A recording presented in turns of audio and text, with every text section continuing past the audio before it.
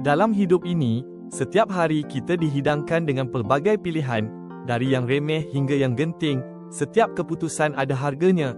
Adakah kita sedar, di sebalik pilihan itu, ada sesuatu yang jauh lebih berharga yang mungkin kita gadaikan tanpa sedar? Kisah Esau dan Yakub, sebuah peringatan abadi. Esau, yang penat dan lapar, menggadaikan hak kesulungannya, warisan rohani yang tak ternilai, demi semangkuk sup.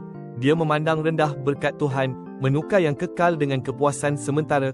Sebuah pengajaran penting untuk kita semua. Firman Tuhan di Kejadian 25:34 berbunyi, demikianlah Esau memandang rendah hak kesulungannya. Janganlah kita ulangi kesilapan ini.